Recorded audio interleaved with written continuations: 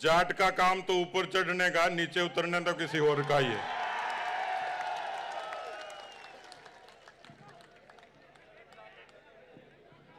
अभी ये पूरी दुनिया को पता लग गया कि राजस्थान की राजधानी में विद्याधर नगर में जाटों का कोई महाकुंभ है। लेकिन मुझे ये पता लगा कि हेलीकॉप्टर उड़ाने वाला भी कोई जाट ही है,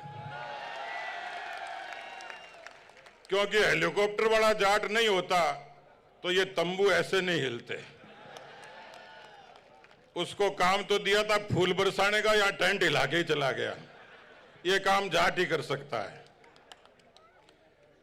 बोलिए भारत माता की जय, बोलिए वीर तेजाजी महाराज की।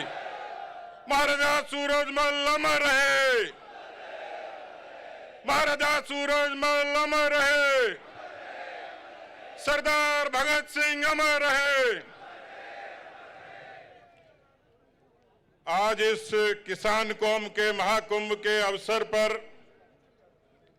मंच पर विराजमान परम पूज्य संत शक्ति,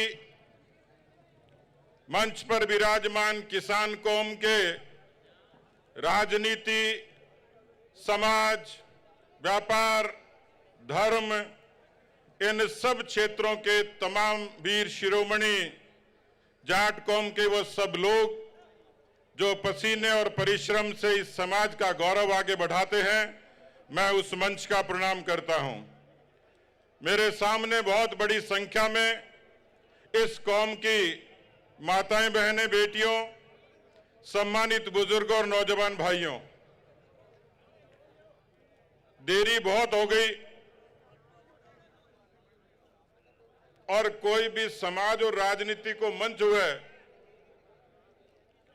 तो जो को बोलणियों वक्ता हुए बने एक सहूलियत हुए, तो मारी तरह एक नेता हो, नेताजी आपको भाषण शुरू करो,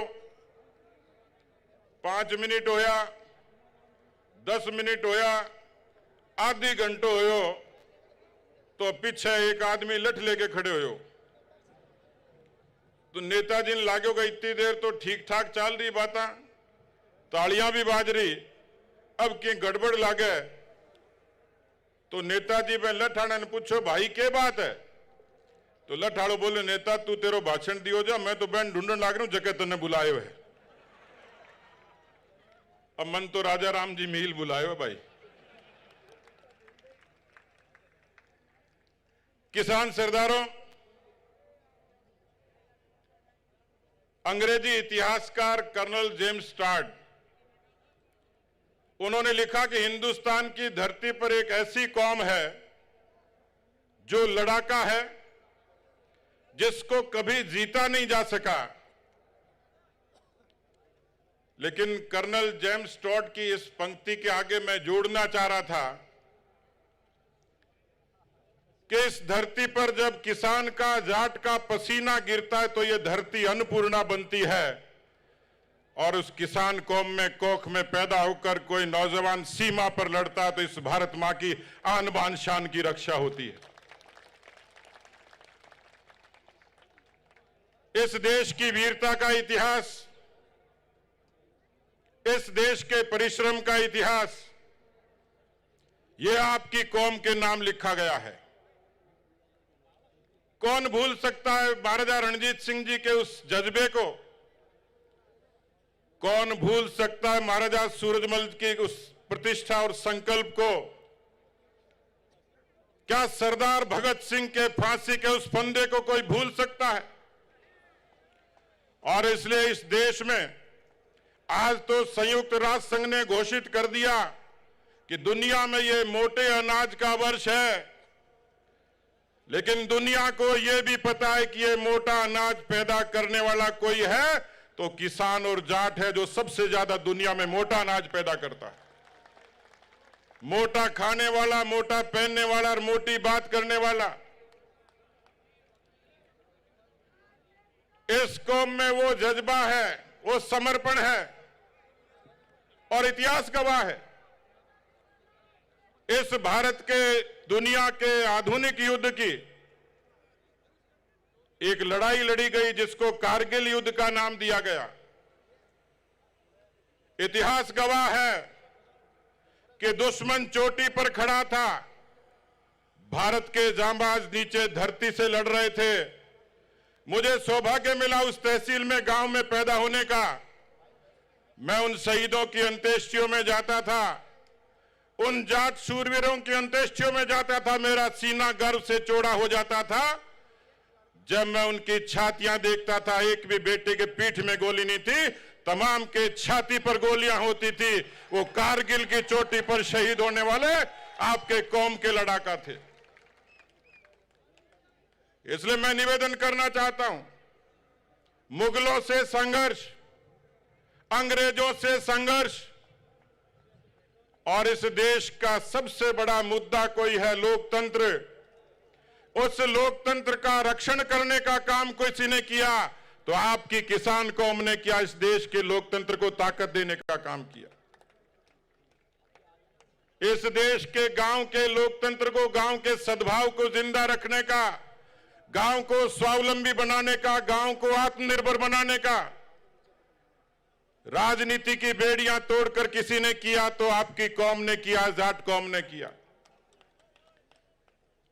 और इसलिए किसान सरदारों में निवेदन करना चाह रहा हूं, थोड़ा समय की नजाकत देखिए। ये लड़ाई लटकी नहीं है, ये लड़ाई बुद्धि कौशल की है। हम किसी से कम नहीं है, न परिश्रम में, न खेती में, न जज्बे में, न देशभक्ति में। और मैं इसलिए निवेदन करने के लिए आपके बीच में आया हूं, आप इतना ही समझ लीजिए, मैं तो चूरू जिले के एक छोटे से किसान के घर में पैदा हुआ हूं और पिछले 35 वर्षों से राजनीति में हूं। मेरी मां ने मुझे संस्कार दिए, मेरे माता पिता ने संस्कार दिए, मेरे पुरखों ने संस्कार दिए। मैं भी स्वतंत्रता सेनानी परिवार से आता हूं। मैंने वो सब देखा जो एक गरीब व्यक्ति देखता है। भूख देखा, अपमान देखा, तिरस्कार देखा, विरोध देखा, संघर्ष देखा।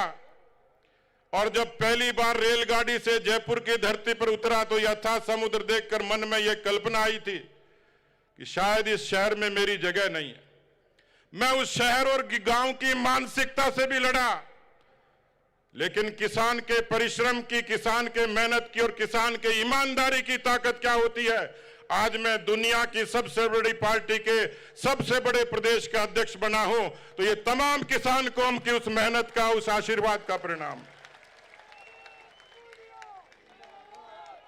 हमारे खून में देशभक्ति है, हमारे खून में आस्था है, और इसीलिए मैं दो बार राम जी की सेवा के लिए गोलियों का मुकाबला करते हुए कार सेवा में चला गया। हम तिरंगे को प्यार करते इसलिए मैं कश्मीर की घाटी पर चला गया। 7 दिन सेंट्रल जेल में रहा। मैंने ये जज्बा पाया तो मेरी कौम के खून से पाया है, उनके आशीर्वाद और संस्कारों से पाया है। और इसलिए किसान सरदारों, नौजवान भाइयों, समय की नजाकत को समझिएगा। जो जाट गांव में सोशल इंजीनियरिंग के लिए जाना जाता था, सामाजिक सद्भाव के लिए जाना जाता था, जो परिश्रम, मेहनत और ईमानदारी, देशभक्ति के लिए जाना जाता था, हमारा चरित्र वही है और ताकत भी वही है।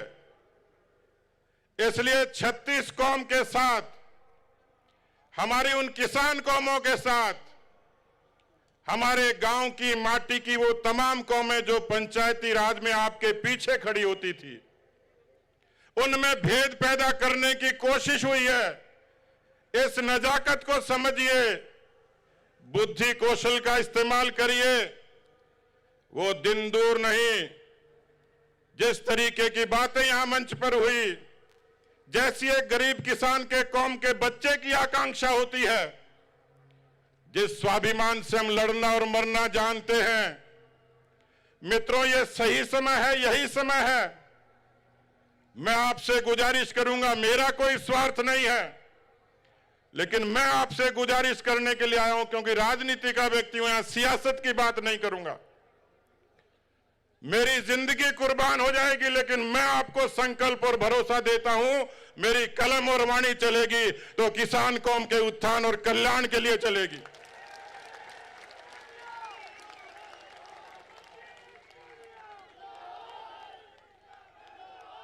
इसलिए मैं आपसे निवेदन करने के लिए आया हूं।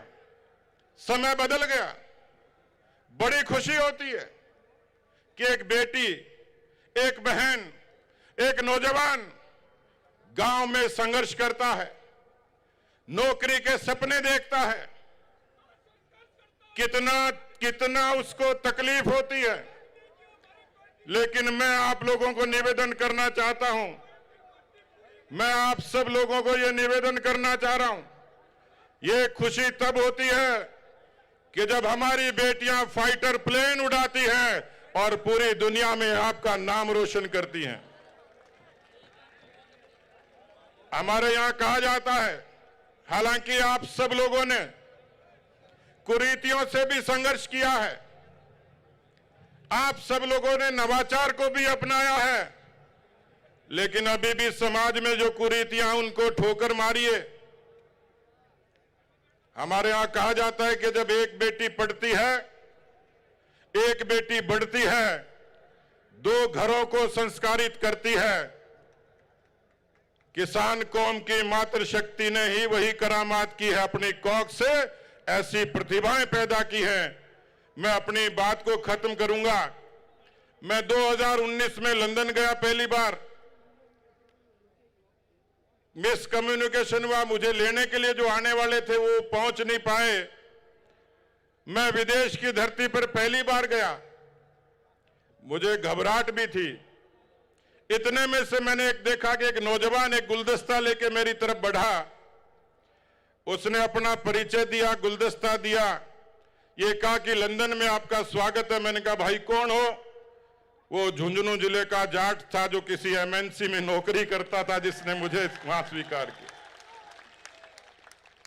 हम किसी से कम नहीं है, इसलिए आपके बारे में कवि ने कहा है, जब हम उछलते हैं तो आसमां उछलता है, जब हम उछलते हैं तो आसमां उछलता है, जब हम मचलते हैं तो तूफान मचल उठते हैं। हमें बदलने की कोशिश न कर जमाने, जब हम बदलते हैं तो इतिहास बदल उठते हैं। मित्रों, छोटी बातों से ऊपर उठकर किसी गरीब के लोक कल्याण के लिए उठिए, उसको सहारा दीजिए, उसको संबल दीजिए, दूसरी कौमों से भी सीखिए। मैं इतना ही निवेदन करूंगा कि ये सदी आपका इंतजार कर रही है। हम सब लोग मिलकर एक ताकत बनकर इस समाज और देश में अपनी प्रतिष्ठा को, कौम के सम्मान को आगे बढ़ाएंगे। बहुत बहुत धन्यवाद। जय हिंद, जय भारत। जणेओ जाटणी पूत जणेओ थे मिनखारा सिरमौर धन्य वाइड को की स्वागत। बहुत साहब